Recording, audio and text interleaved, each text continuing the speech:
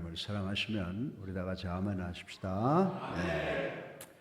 이 본문 시편 85편은 남유대 백성들이 바벨론 포로 생활에서 돌아온 뒤에 귀환에 대한 감사를 찬양한 시라고 생각이 되어집니다. 그리고 시편 147편도 바벨론 포로 생활을 회상하면서 쓴 시편인데 대단히 아름다운 시라고 생각이 되어집니다. 우리 다 같이 한번 읽어보겠습니다. 우리가 바벨론의 여러 강변 거기에 앉아서 시온을 기억하며 울었도다. 그 중에 버드나무에 우리가 우리의 수금을 걸었나니 이는 우리를 사로잡은 자가 거기서 우리에게 노래를 청하며 우리를 황폐케 한 자가 기쁨을 청하고 자기들을 위하여 시온의 노래 중 하나를 노래하라 하미로다. 우리가 이방 땅에서 어찌하여 노래를 부를까? 예루살렘아, 내가 너를 잊을진대 내 오른손이 그의 재주를 잊을지어다. 아멘. 이 노래를 통해서 이스라엘 민족의 그 큰 애국심이 어떠한가를 알 수가 있습니다. 사랑하는 성도 여러분, 오늘 우리가 살아가는 이 세상도 시인이 끌려갔던 바벨론과 마찬가지로 범죄와 타락을 만들어내는 생산 공장이며 온갖 우상들로 가득 찬 곳이라고 말씀드려도 과언이 아닙니다. 물질 만능주의와 이기심, 울신 숭배가 공공연하게 이루어지고 있는 이 세상에서 우리가 참 하나님의 성도로서 깨끗한 신앙을 지켜나가면서 살아가야 한다는 것은 대단히 힘들고 어려운 일이라고 생각이 되어집니다. 그러나 순전한 신앙의 절개를 지켜나간 것처럼 오늘 본문의 시인 또한 배수의 진을 치고 신앙에서만큼은 결코 타협하거나 물러섬이 없는 순전한 신앙을 유지하려 했던 것처럼 우리 역시도 하나님 앞에 분명한 결단과 신앙적 각오를 다짐해야 될 줄로 믿습니다. 오늘 설교 본론의 첫째로 이스라엘 백성들이 하나님의 교회를 위해서와 나라와 민족을 위해서 어떻게 기도했는가를 생각을 해 보겠습니다. 우리 다 같이 본문 1절 2절을 함께 읽어보겠습니다. 여호와여, 주께서 주의 땅에 은혜를 베푸사 야곱의 포로된 자들이 돌아오게 하셨으니 주의 백성의 죄악을 사하시고 그들의 모든 죄를 덮으셨나이다. 아멘. 이 말씀을 읽으면서 과거 이스라엘 민족과 함께 하신 하나님을 노래하고 있음을 생각하면서 과거를 생각하는 것이 뭐 그렇게 특별한 의미가 있는가라고 생각할 수도 있을 것 같습니다. 그러나 이 사실 과거를 회상한다라고 하는 것은 대단히 중요한 것입니다. 왜냐하면 우리가 은혜를 입기는 쉽게 있지만 그 받은 바 은혜를 오래오래 기억하고 있다는 것은 대단히 어려운 일이기 때문입니다. 그런데 다윗의 위대한 점이 바로 여기에 있다고 저는 생각을 합니다. 시편 103편을 보면요, 내 영혼아 여호와를 송축하라. 내 속에 있는 것들아 다 그의 거룩한 이름을 송축하라. 내 영혼아 여호와를 송축하며 그의 모든 은택을 잊지 말지어다. 그가 내 모든 죄악을 사하시며 내 모든 병을 고치시며 내 생명을 파멸해서 속량하시고 인자와 국률로 관을 씌우시며 좋은 것으로 내 소원을 만족하게 하사 내 청춘을 독수리같이 새롭게 하시는도다 라고 노래하고 있습니다. 아멘이죠? 네. 다윗은 자신의 영혼을 불러 깨우면서까지도 하나님의 은혜를 잊지 않으려고 노력한 것을 볼 수가 있습니다. 오늘 21세기를 살아가는 우리 성도들은 하나님께서 우리를 위해 베풀어 주신 그 모든 위대한 은혜를 감사하는 마음으로 잊지 말아야 되는 줄로 믿으시기 바랍니다. 그리고 하나님께서 우리를 위해 이렇게 복되게 하셨다는 사실을 온 세상에 전해야 할 것입니다. 어떤 부인이 차에 휘발유가 떨어진 것을 얼마나 감사한지 몰랐어요 라고 말했습니다. 그러면서 이 부인은 덧붙였습니다. 차에 휘발유가 거의 떨어졌을 때 저는 불평을 했습니다. 왜 이 근방에는 주유소가 없을까라고 말입니다. 의아하게 생각한 주위 사람들이 그런데 어떻게 감사할 일이 생겼죠? 라고 물었고 이 부인은 이렇게 대답을 했습니다. 어젯밤 우리는 차를 도둑 맞았습니다. 그런데 휘발유가 바닥이 나 있었기에 이 도둑은 30m쯤 끌고 가다가 차를 그냥 버려두고 가버렸죠. 만약 휘발유가 많아서 봐요. 차를 어떻게 찾을 수가 있었겠습니까? 라고 말을 했다고 하는 것입니다. 사랑하는 성도 여러분, 우리에게 건강이나 행복, 평안이나 인간 교제가 바닥날 때가 있다라고 하는 것입니다.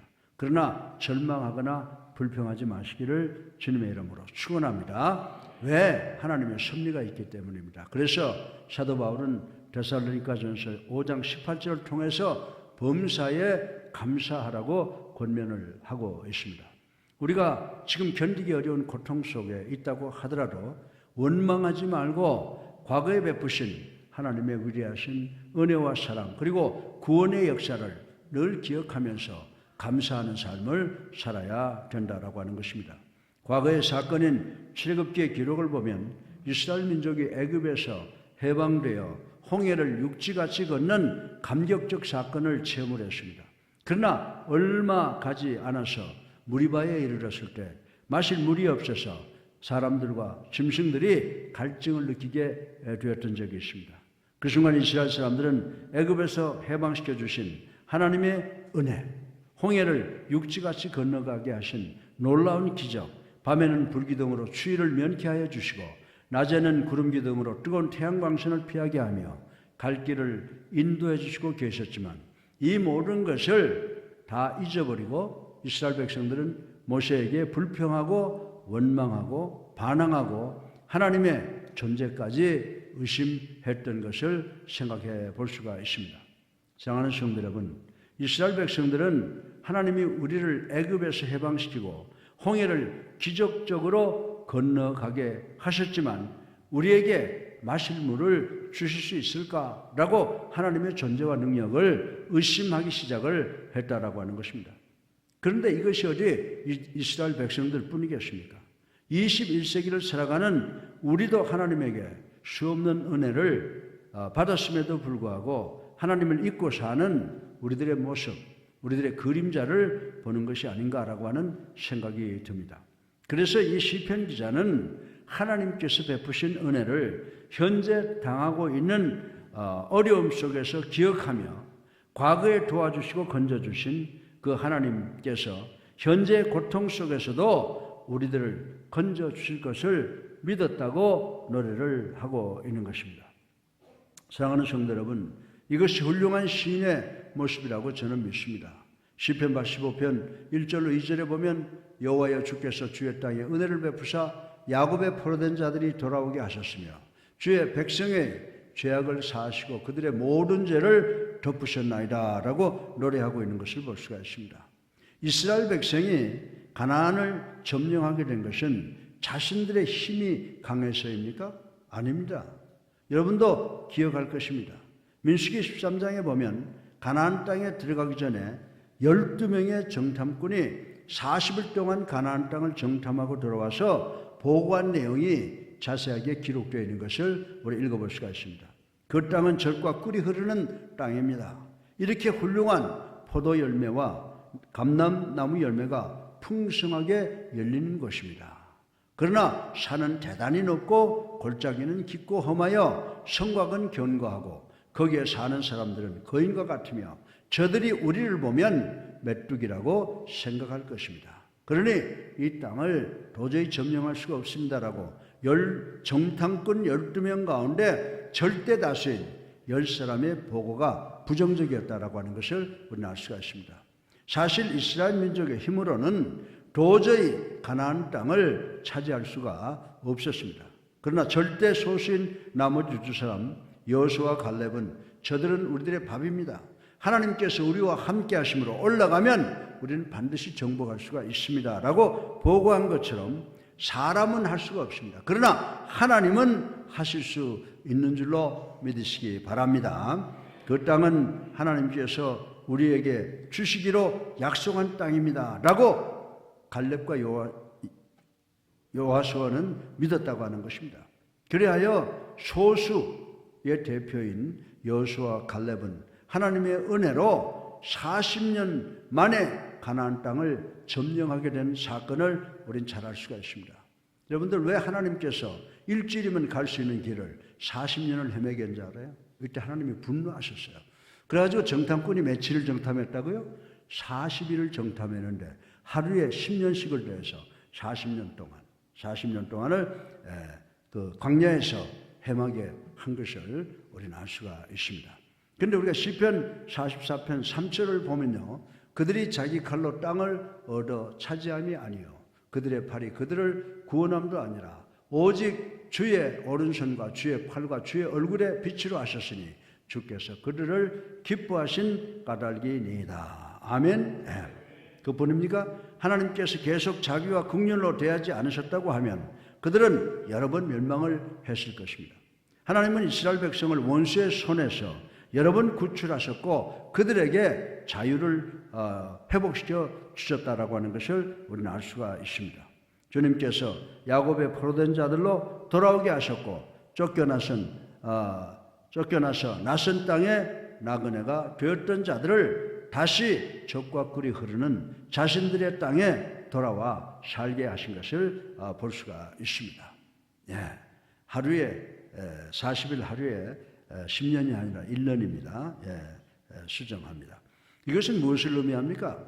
이스라엘 백성이 선하고 의로워서가 아니라 하나님의 자비와 은총과 사랑이 이스라엘의 백성의 감사의 기도를 용납해 주셨기 때문인 줄로 믿으시기를 주님의 이름으로 축원합니다. 둘째로 이스라엘 백성의 회개를 용납하신 하나님의 자비를 생각을 해 보겠습니다. 우리 다 같이 본문 2절을 함께 읽어보겠습니다. 주의 백성의 죄악을 사하시고 그들의 모든 죄를 덮으셨나이다. 아멘.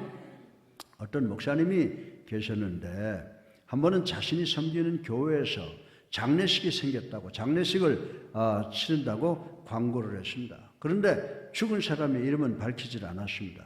사람들이 장례식을 위해서 많이 참석을 했습니다. 강단 앞에 있는 관이 놓여 있고 이것저것에 죽은 사람을 애도하는 꽃들이 놓여 있었습니다. 그 목사는 죽은 사람을 기리는 칭송의 말은 하지 아니하고 오히려 그 사람은 살아있을 동안에 많은 죄를 지은 사악한 사람이기 때문에 영원한 형벌을 받게 될 것이라고 설교를 했습니다. 설교가 끝나자 목사는 사람들에게 관 앞으로 나와서 이 마지막 가는 이 끔찍한 죄인의 모습을 보고 인사들 하라고 불러냈습니다. 사람들이 몰려와서 관 속을 들여다보지만 관은 텅 비어 있었습니다.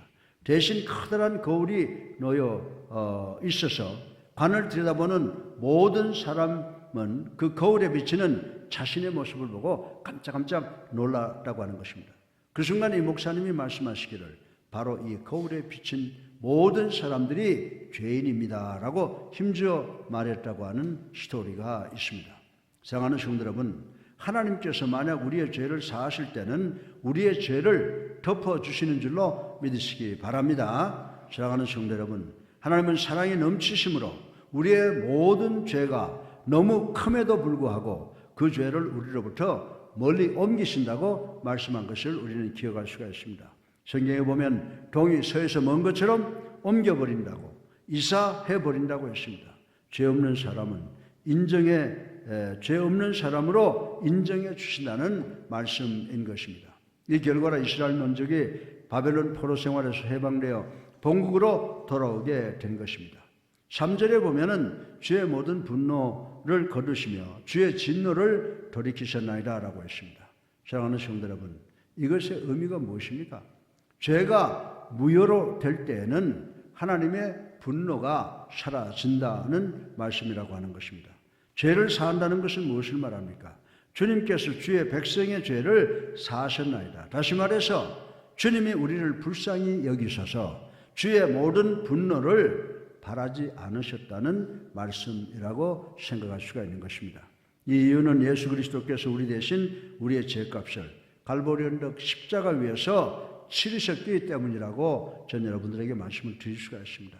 그래서 사도 바울은 로마서 8장 31절로 34절에 그런즉 이 일에 대하여 우리가 무슨 말을 하리요? 만일 하나님이 우리를 위하시면 누가 우리를 대적하리요? 자기 아들을 아끼지 아니하시고 우리 모든 사람을 위하여 내주시니가 어찌 그 아들과 함께 모든 것을 우리에게 주시지 아니하겠느냐? 누가 능히 하나님께서 택하신 자를 고발하리요? 의롭다 하신 이는 하나님이시니 누가 정죄하리요?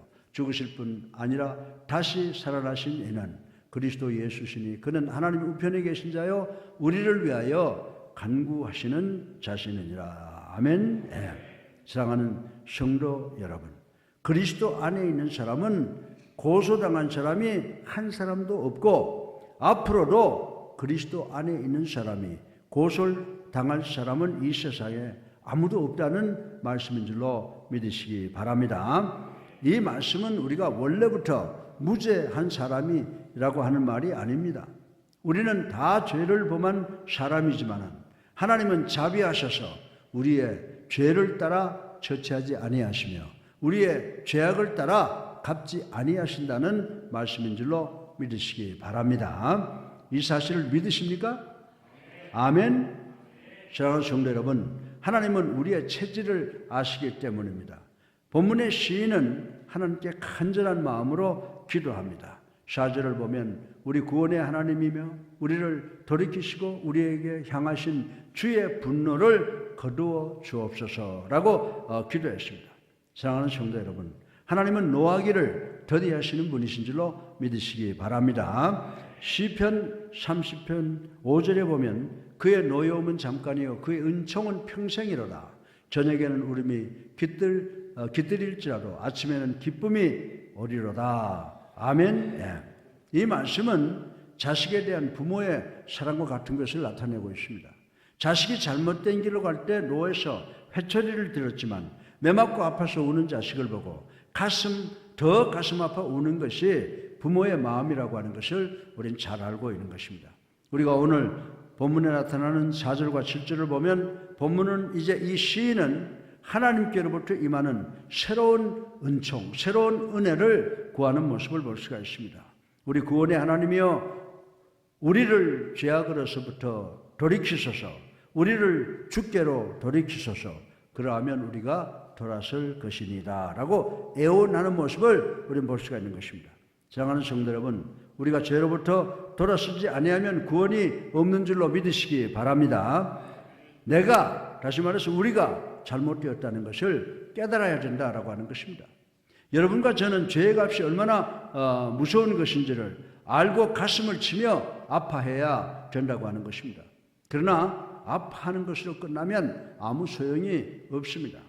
탕자가 아버지의 품을 떠나 먼 곳에 가서 허랑방탕 살다가 결국 돼지 우리에까지 내려가서 지엄나무 열매로 배를 채우다가 문득 내 아버지 집에는 먹을 것이 많은데 나는 여기서 줄여 죽는구나 라고 하는 것을 깨닫게 된 모습을 우린 성경을 통해서 발견할 수가 있습니다. 그러나 만약에 탕자가 자기의 죄를 깨닫고도 돼지 우리에 그대로 주저앉아 있었다고 하면 그에게 아무 소망이 없었을 것이라고 생각할 수가 있습니다. 그러나 성경을 보면 탕자는 이에 일어나 아버지께로 돌아가니 라고 설명을 하고 있습니다. 사랑하는 성도 여러분, 이것이 바로 성경적 회개인 줄로 믿으시기 바랍니다. 옳은 회개는 가던 길로부터, 가던 방향으로부터 그 방향을 바꾸어서 돌아서는 것이라고 성경은 우리들에게 설명을 해주고 있습니다. 탕자는 현재 자기 모습 그대로 아버지에게 돌아갔습니다. 아니, 그래도 옷이라도 한 벌 사입고 가야 되는 건 아니야? 아니, 옷은 못 사 입어도 이 냄새나는 몸을 목욕이라도 하고 돌아가야 되는 것이 아니야? 라고 한 것이 아니라고 하는 것입니다. 현재 자신의 모습 그대로, 더럽고 냄새나는 모습 그대로 아버지께로 돌아온 것이라고 하는 것입니다. 찬송가 282장 여러분들 잘 아시죠? 근죄에 빠진 날 위해 주 보혈 흘려주시고 또 나를 오라 하시니 주께로 거저갑니다. 아멘. 우리를 돌이키시고 우리에게 향하신 주의 분노를 그치소서. 아멘. 우리가 이 말씀의 순서를 자세히 보면요, 먼저 우리를 주께 돌이키고 나서 우리에게 향하신 주의 분노를 그치소서라고 애원하는 모습을 볼 수가 있는 것입니다.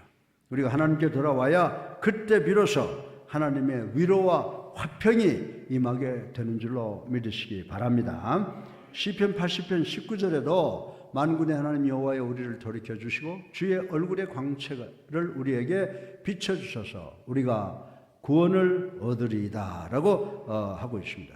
사실 우리 인간이 하나님과의 바른 관계, 정 위치를 이루고 있을 때 구원의 호소가 하나님께 상달되기 마련이라고 성경은 우리들에게 가르쳐주고 있습니다.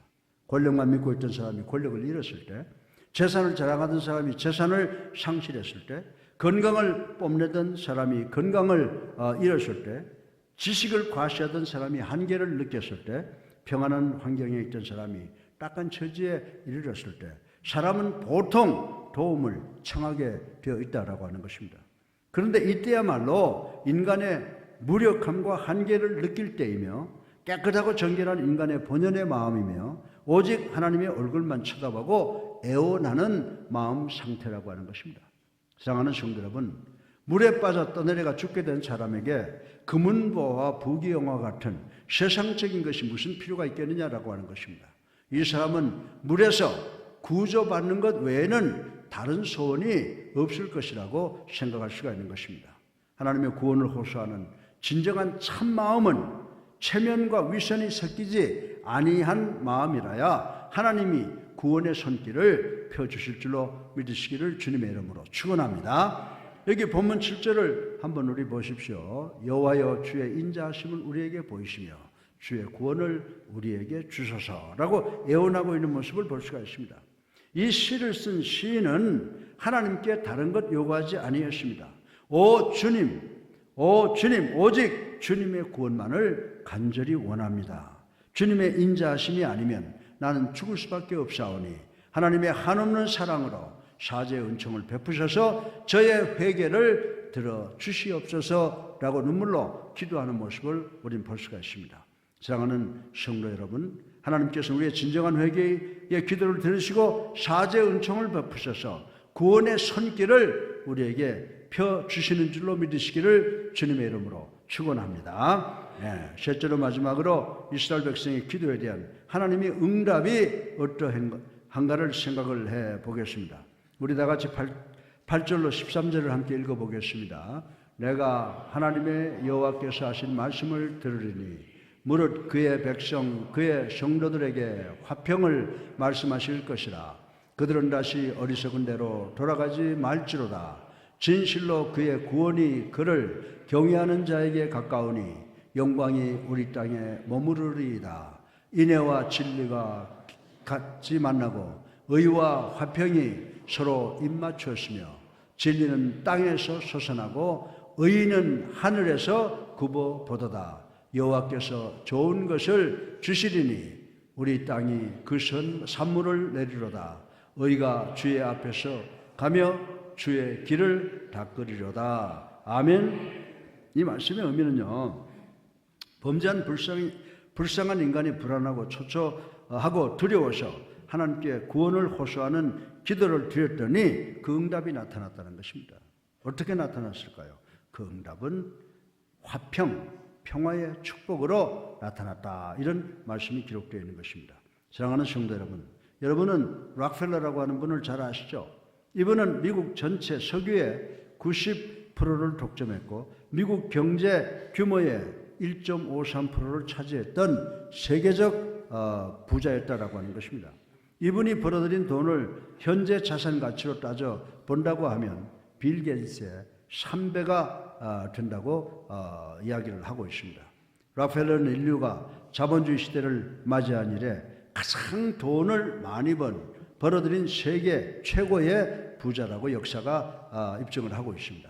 이분은 33세 때 백만장자가 되었고 43세 때 미국의 최대 갑부가 되었고 53세 때는 세계에서 제일 가는 부자가 되었다라고 하는 것입니다.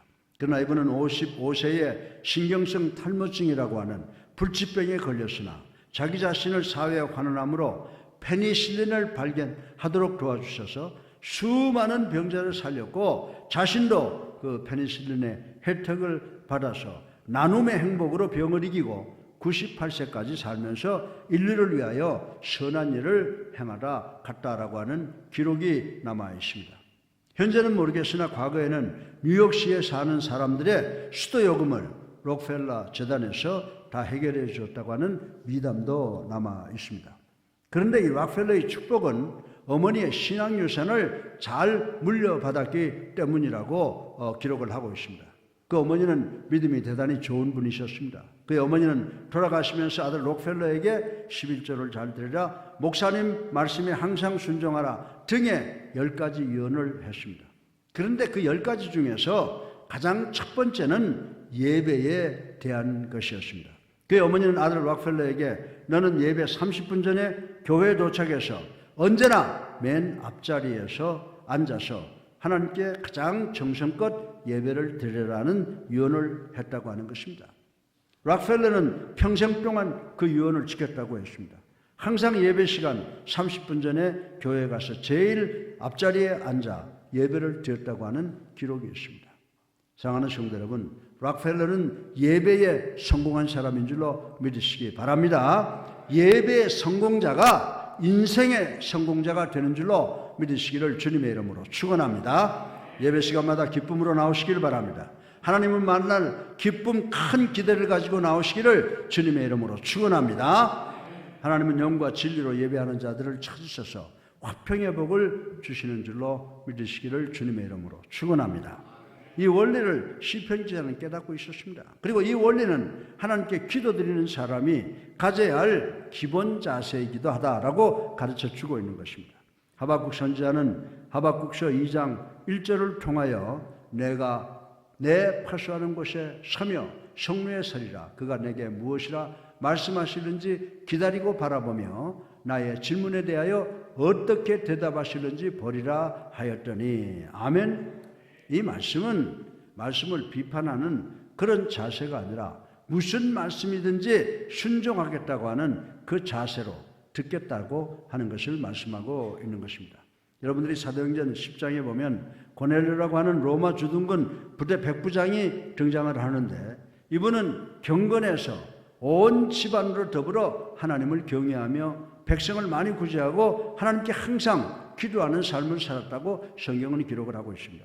하루는 하나님의 사자가 나타나서 내 기도와 구제가 하나님 앞에 상달되어 기억하신 바 되었으니 사람들을 보내서 요바에 있는 베드로라 하는 시몬을 청하라 라고 하는 말씀을 드렸습니다. 그래서 그대로 하였더니 베드로도 환상 중에서 이 기도가 통해서 고넬료의 집에 찾아오게 되었습니다. 이때 고넬료가 감격해서 한 말입니다. 내가 곧 당신에게 사람을 보내었는데 오셨으니 잘하였나이다. 이제 우리는 주님께서 당신에게 명하신 모든 것을 듣고자 하여 다 하나님 앞에 있나이다. 아멘. 아멘.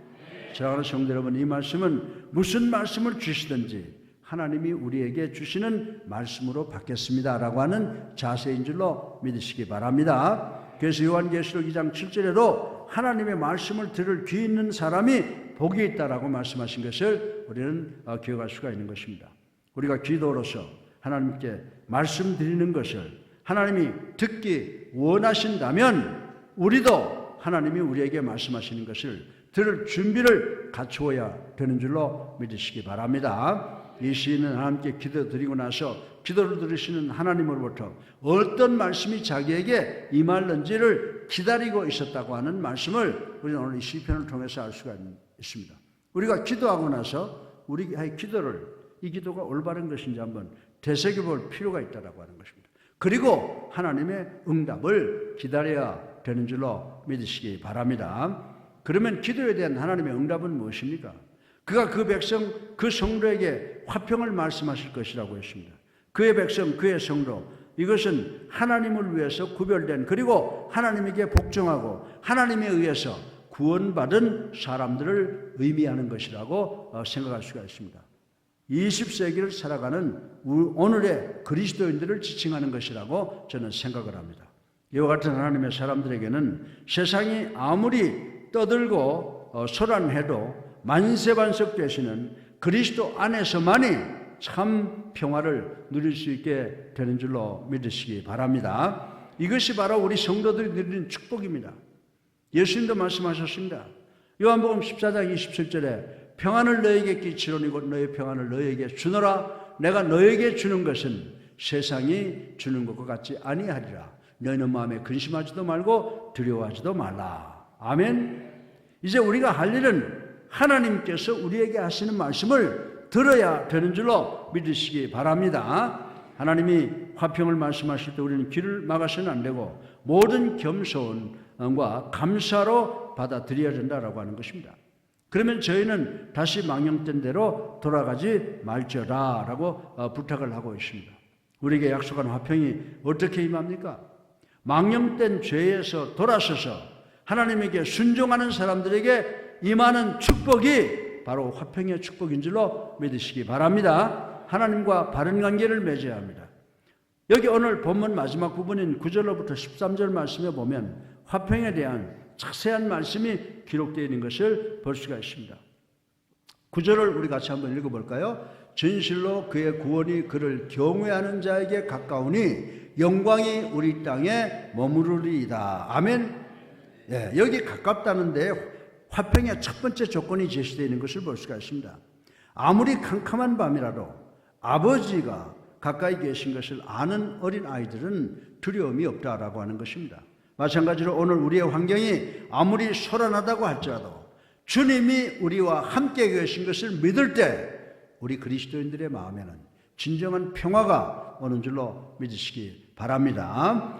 마태복음 28장 20절 하반절에 볼지어다 내가 세상 끝날까지 너희와 항상 함께 있으리라 하시니라라고 했습니다. 사랑하는 성도 여러분, 이 말씀 믿으십니까? 네. 더구나 주님의 날이 가까운 것을 믿을 때 아무리 우리 주변이 용서슴 치고 두렵고 떨리는 환경이라고 하더라도 우리는 이 어려운 환경 속에서도 평화롭게 살아갈 수 있게 되는 줄로 믿으시기 바랍니다. 여러분들 환난이 심할 때 세상이 용서슴 칠 때 구원이 가까운 줄로 믿으시기 바랍니다. 밤이 가장 어두울 때는 새벽의 여명이 가까웠다고 하는 것을 우리에게 말해주고 있다는 것 우리가 상식으로 알고 있습니다. 사랑하는 성도 여러분, 그리고 9절 하반절에 영광이 우리 땅에 머무르리이다 라고 노래했습니다. 주님이 우리와 함께 계실 때 우리에게는 이 이상의 영광이 없기 때문인 줄로 믿으시기 바랍니다. 주님이 빛이심으로 주님이 우리와 함께 계실 때 우리에게 빛이 있는 줄로 믿으시기 바랍니다. 그러나 주님이 우리와 함께 하지 아니하시면 빛은 떠나가고 마는 것입니다. 예루살렘에 입성하시는 예수님을 등에 태운 나귀는 주님과 더불어 덧없는 영광을 누린 것을 우린 잘 알고 있는 것입니다.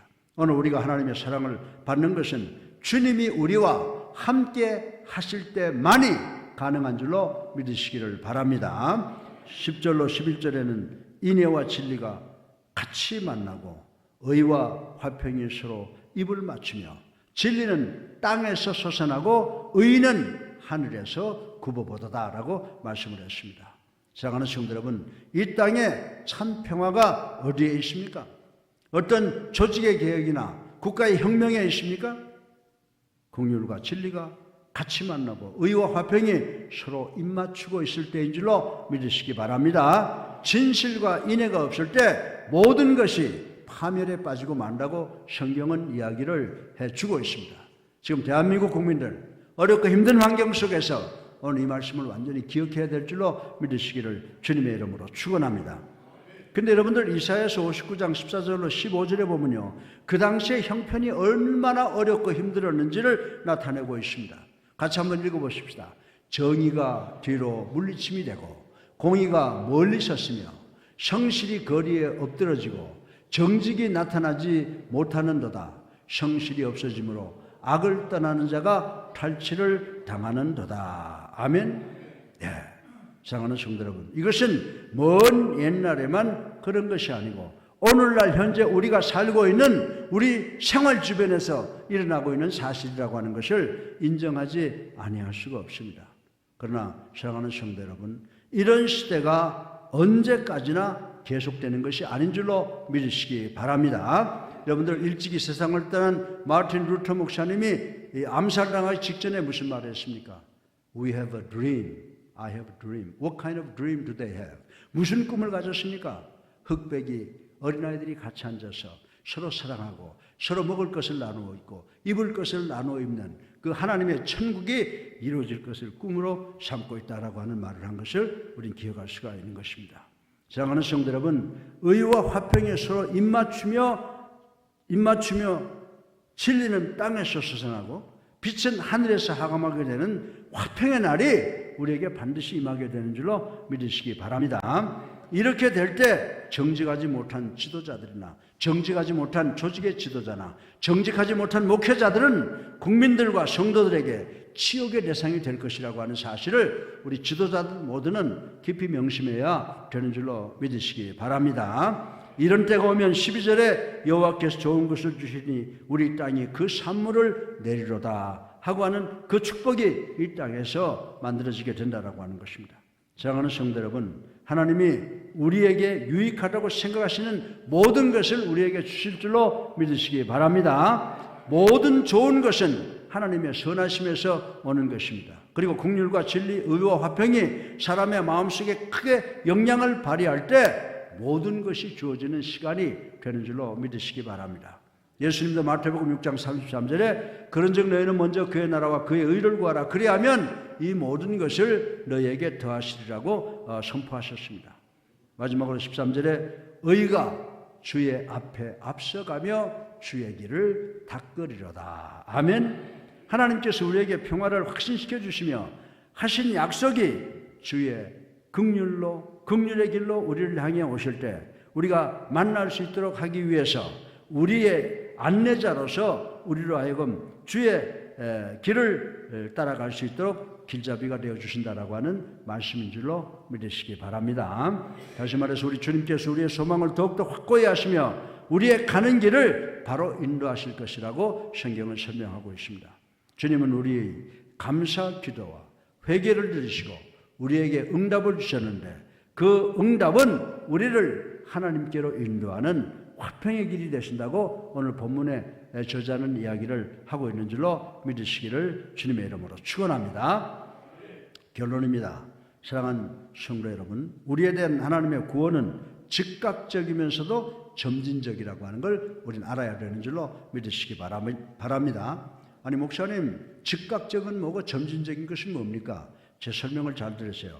죄로부터 우리를 구원하시는 것은 단회적, 우리가 예수 믿는 순간에 즉각적으로 이루어지는 것이지만 완전한 천국 구원은 점진적이다라고 하는 것입니다. 그것은 우리가 세상을 살아가면서 sanctification, 성화되기 위해서 노력하고 마지막에 천국에 입성하는 것을 이야기하는 줄로 믿으시기 바랍니다. 그러한 이유로 우리는 이 세상에 원치 않은 고난을 당하기도 한다라고 하는 것입니다. 그러나 사랑하는 성도 여러분, 하나님은 자기 백성들에게 좋은 것만을 주시는 분이신 줄로 믿으시기 바랍니다. 지금 현재는 고난을 주실지라도 궁극적으로 우리로 하여금 만족하게 천국에 거할 수 있는 축복을 주시는 줄로 믿으시기 바랍니다. 그러므로 여러분은 너무 현실에만 눈을 고정시킴으로 낙심하지 않기를 주님의 이름으로 축원합니다. 여러분의 눈을 장래에 주어질 것에, 좋은 것에 고정시킴으로써 감사하시고 회개하심으로 현실의 고난으로 여러분에게 좋은 것을 주시기 위한 하나님의 방법임을 받아들이며 감사하시기 바랍니다. 회개하시기 바랍니다. 그러면 하나님께서 주님께서 우리를 화평으로 인도하시는 응답받는 축복받는 우리 모두가 될 것을 확실하게 믿는 우리 성도님들 되시기를 주님의 이름으로 축원합니다. 사랑이 많으신 아버지 하나님 참으로 감사합니다. 찬양하고 영광을 돌립니다.